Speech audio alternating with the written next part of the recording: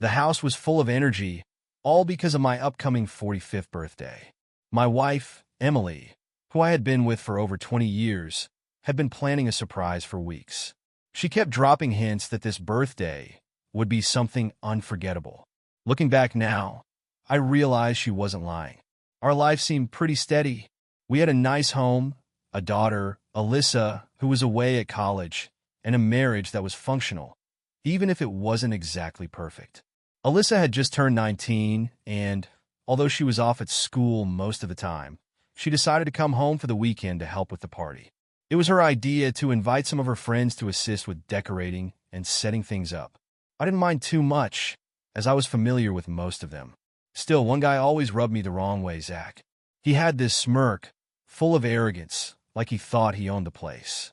Emily and I had our ups and downs, just like any couple that's been married for 2 decades. We weren't the same people we were when we first met, but we managed. I spent long hours running construction projects, and she was busy with her online business. We didn't fight much, but we weren't really connected either. But never in my wildest dreams did I think things would turn out the way they did. The evening before the party, Alyssa's friends arrived to help with the final touches. When I opened the door, Zach was there with 2 of his buddies, Matt and Chris, all grinning like they owned the place. "Hey, Mr. Davis," Zach said with that cocky grin. "Ready for the best birthday ever?" I forced a smile, trying to suppress the irritation I felt whenever he was around. "Yeah, thanks for coming. Alyssa's in the back, helping with decorations. You guys can go give her a hand." They laughed and joked as they walked past me. But as they moved further in, I overheard Zach say, "Man, Mrs. Davis is still looking good for her age." My stomach turned. I froze. Were they seriously talking about my wife, Emily? I clenched my fists and took a deep breath to calm myself down. They were just kids, stupid and immature, I told myself. Still, the disrespect gnawed at me. I walked into the kitchen where Emily was setting up food for the party. "You won't believe what I just overheard," I muttered, trying to keep my voice steady. "Alyssa's friends were talking about you, about how hot you are. Can you believe that?" Emily glanced up, surprised at first, but then gave me a little smile, brushing it off. "Oh, come on, Ben. They're just kids. Don't let it bother you." "It's disrespectful, Emily," I shot back, feeling my anger rise again. "They're in our house talking about you like that. I don't want to hear that again." She sighed, giving me a playful nudge. "Relax, Ben. They're harmless." I didn't argue further. Instead, I walked away, unsettled but determined not to let it ruin the evening. I had bigger things to worry about, like enjoying my birthday.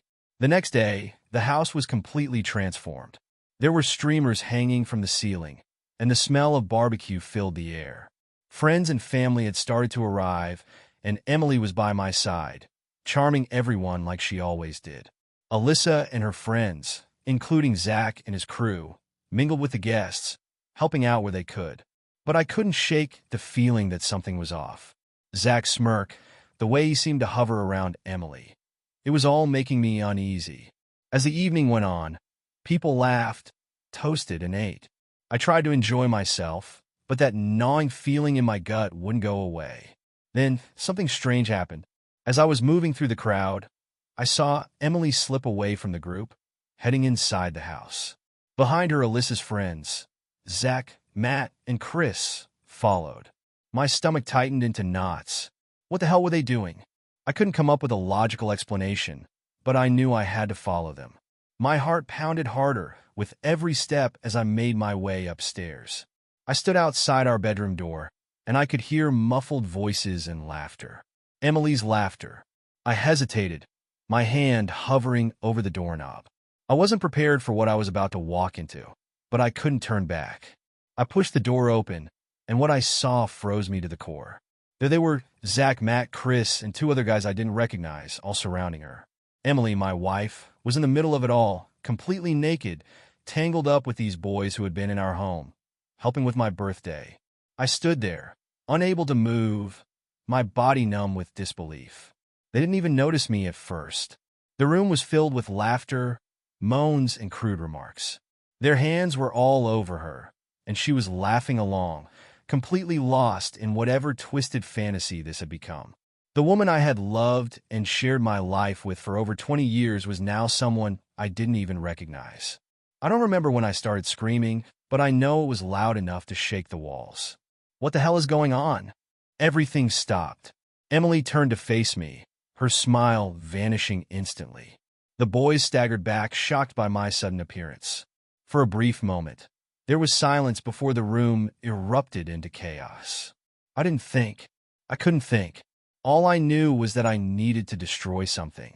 I grabbed the first thing within reach, an old phone from the nightstand, and swung it as hard as I could at Zach. The crack of plastic hitting bone was sickening. Zach staggered back, holding his head as he yelled in pain.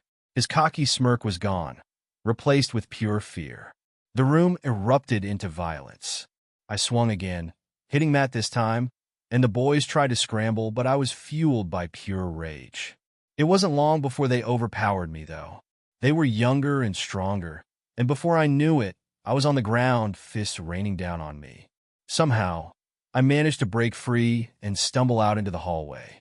I could hear them shouting behind me, but I didn't stop. I staggered down the stairs, gasping for air, my body aching. People from the party started rushing in, confused by the commotion.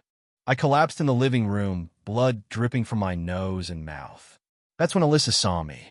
Her face went pale as she rushed toward me. "Dad, what happened?" she cried, trying to help me stand. Before I could say anything, she looked up and saw what had caused all of this. Emily, her mother, was standing at the bottom of the stairs, half naked, with the boys still looking disheveled and confused. Alyssa's face twisted with shock and disgust. "Mom, what did you do?" Emily didn't respond. She just stood there, frozen, as everyone around started whispering, trying to make sense of the disaster unfolding before them. One of my friends rushed up, asking, "Ben, what the hell is going on?" I wiped the blood from my face and said, "Call the police." The room erupted in chaos as people scrambled to understand what was happening. Phones were pulled out, and whispers grew into murmurs. Emily stood there, her face pale and full of disbelief, while I sat, barely able to move from the pain surging through my body. The weight of what had just happened sank in. I turned to her, my voice raw and hoarse from screaming. "We're done, Emily. It's over." Her face twisted, but not in shame or regret. It was pure rage. "You think you're something without me, Ben? You're nothing," she spat, her eyes burning with fury. I had no response. I didn't have the energy to fight her anymore. My body was broken, and so was everything I had once believed about our life together. I turned away from her as people around us frantically called the police. It didn't take long for the officers to arrive. They entered the house, their faces hardening when they saw me, battered and bruised. I explained what I could, detailing the disgusting scene I had walked into, the fight, and the betrayal. They took notes, their eyes flicking between me, Emily, and the boys who still stood there, caught like deer in headlights. Zach, trying to maintain some of his bravado, muttered insults as they cuffed him, but his confidence was gone. They led him, Matt, Chris, and the other two out of the house, their heads hanging low. Emily didn't resist either. She just glared at me, as if I was the villain in all this. Before they took her away, I met her eyes one last time. "I'm filing for divorce, Emily. You'll never see me or Alyssa again." For a moment, something flickered in her eyes. Maybe guilt, maybe regret, but it quickly disappeared, replaced with venom. "You're making a huge mistake, Ben," she hissed. "You think you can throw me away like this? You'll regret it. You're finished." The officers led her out the door, and as I watched her leave, I felt a strange sense of relief. It was over. She was gone, along with all the lies, deceit, and poison that had rotted our marriage for so long. At least I thought it was over. The next morning, I woke up sore, my entire body aching from the beating I had taken the night before. Alyssa was staying with a friend, too shocked and heartbroken to be near me, and I spent the night alone in what used to be our family home. I barely slept. My mind kept racing, trying to make sense of everything, trying to piece together the shattered remains of my life. But it wasn't over. Around mid-morning, there was a knock at the door. It was followed by another, harder, more insistent. I dragged myself to the door, every muscle in my body screaming from the pain. When I opened it, I was met by a group of rough-looking men. 5, maybe 6 of them. They weren't from around here, but they had the kind of faces you don't easily forget. Cold eyes, predatory. One of them, a tall guy with a shaved head and a scar running down his cheek, stepped forward. "You been?" he asked, his voice low and gravelly. "Yeah," I said, already feeling the dread in my gut. "Who the hell are you?" He smiled, but it wasn't a friendly smile. "You pissed off the wrong people, Ben." Before I could react, they were on me. The next few minutes were a blur of fists and pain. These guys didn't hold back. They were professionals, and they worked me over quickly. I felt my ribs crack under their blows. My vision swam as they hit me over and over. I could taste blood, but I refused to pass out. Finally, when they were done, they stood over me, satisfied with their work. One of them crouched down next to me and said, "Consider this a warning. You stay out of Emily's way. If you file for divorce or press charges, we'll be back. And next time it won't be so easy." With that, they left, the door slamming behind them. I lay there on the floor, staring at the ceiling, my body broken, my life in ruins. Emily had done this. She had connections, dangerous ones, and I had no idea. I didn't know who she really was. For hours, I lay there on the cold floor trying to process everything. The physical pain was unbearable, but the humiliation was worse. Everything I thought I knew about my life had come crashing down in the span of 2 days. My marriage, my reputation, even my safety, it was all gone. And Emily, the woman I had spent over 20 years with, was behind it all. I finally managed to pull myself up, every movement sending sharp stabs of pain through my body. I knew I couldn't just sit there and let this happen. I needed answers, and I needed help. That is when I decided to hire a private investigator. I needed to know what I was dealing with. I needed to know who Emily really was. The detective, a grizzled man named Harris, came highly recommended by an old friend. When he saw the bruises on my face, he gave me a grim nod. "You look like hell," he said as he stepped inside. "You have no idea," I replied with a dry laugh, wincing as the pain shot through my ribs. We sat down, and I told him everything about Emily, the college kids, the beating, and the men who had threatened me. He listened, taking it all in with the calm demeanor of a man who had heard worse before. "So," he said after I finished, "you think your wife is involved with some dangerous people, and she sent them after you to make sure you didn't take things any further?" I nodded. "That's what they said.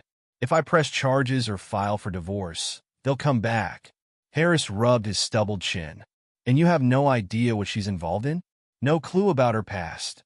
"Nothing," I admitted, feeling like a fool. "I don't know who the hell she is anymore." He sighed, pulling out a cigarette and lighting it. "Well, we're going to have to dig deep. I'll start looking into her past, old contacts, records, whatever I can find. But I'll warn you, Ben, if she's tied up with serious criminals, this could get ugly." "I already know it's ugly," I replied, too exhausted to care. "Just find out the truth." Days passed, and I kept a low profile, doing everything I could to avoid another confrontation. Alyssa stayed with her friend, still unable to face me after everything that had happened. I didn't blame her. Her mother's betrayal had broken her heart. Meanwhile, Harris worked in the background, piecing together the puzzle of Emily's secret life. It didn't take long for Harris to find what I had feared. Emily had a history, a dark one. She had been involved with some shady people back in the day, people who operated on the fringes of society, dealing with drugs and money laundering. She had cleaned up her act when we met, or so I thought, but those old connections had never really disappeared. "She's in deep," Harris told me one evening over the phone. "She knows dangerous people, Ben. People who owe her favors, like sending thugs to rough you up." That was the final straw. I had suspected something like this, but hearing it confirmed was like a punch to the gut. But then it got worse. "Mark," Harris continued, his voice tense, "I've been tracking her, and it looks like she's stolen a big chunk of money from your joint accounts. She's gone." My stomach dropped as Harris's words sank in. Emily had drained the accounts, the one thing I still had left. Financial security was gone, wiped out just like everything else. "Do you know where she went?" I asked, my voice shaking with disbelief and panic. Harris sighed. "I've got a lead. She's been spotted heading out toward some old contacts on the outskirts of town. Rumor has it she's trying to score something, likely drugs. It's not just money she's after, Ben. She's getting desperate." That night, Harris and I drove out to a remote part of the woods, not far from where he had tracked Emily. The place was eerie, filled with towering trees that blocked out the moonlight. The silence was oppressive, only broken by the crunch of gravel beneath our tires. "Stay here," Harris ordered as we pulled to a stop. "I'll go in and get some footage. If we can catch her in the act, it'll help when we take this to the police." I nodded, gripping the steering wheel tightly as he slipped into the shadows. My heart pounded in my chest, my mind racing with every possible scenario. This wasn't just about catching Emily. It was about getting out of this nightmare alive. Harris returned a few minutes later, his expression grim. "She's out there, all right," he said, holding up his camera. "She's meeting with a couple of guys trying to score drugs. I got everything on tape." I felt a lump form in my throat. "What now?" "We go. We've got enough," Harris replied, his tone firm. "Let's get out of here before we're spotted." As we started to drive away, I caught a glimpse of movement in the rearview mirror. A figure burst through the tree line. Emily. Her wild, frantic eyes locked on the car as she sprinted toward us, her clothes disheveled, her hair a mess. "Ben, you bastard," she screamed, her voice echoing through the woods. "Come back here. You can't leave me." Harris hit the gas, and the car sped down the dirt road. I looked back, watching as Emily grew smaller and smaller in the distance, still chasing after us. Eventually, she disappeared into the darkness, her desperate screams fading into silence. As we drove away, I couldn't help but feel the weight of it all crashing down on me. The woman I had spent over 20 years with, the woman I had built a life with, was gone. The Emily I knew, the one I loved, had been replaced by a stranger, someone consumed by lies and criminal dealings. She wasn't just cheating or hiding something small. She had been leading a double life, and I had been too blind to see it. The silence in the car was deafening. Harris glanced over at me and broke it. "We have enough to take to the police. This is over, Ben. You don't have to worry about her anymore." I nodded slowly, but the relief I had expected didn't come. "Yeah," I muttered, though a part of me still couldn't believe how far this had all gone. I had always imagined betrayal as something you could at least understand, a fling, an affair, something that hurt but made sense. This was different. This was the destruction of everything I had believed in. My marriage, my family, my life. It was all gone, destroyed by someone I thought I knew. The next morning, we handed the footage over to the police. They moved quickly, as Harris had predicted.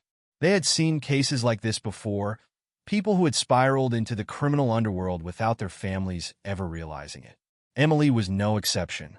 By that evening, they had picked her up from a run-down motel just outside of town. They found drugs on her, enough to charge her with possession and intent to distribute.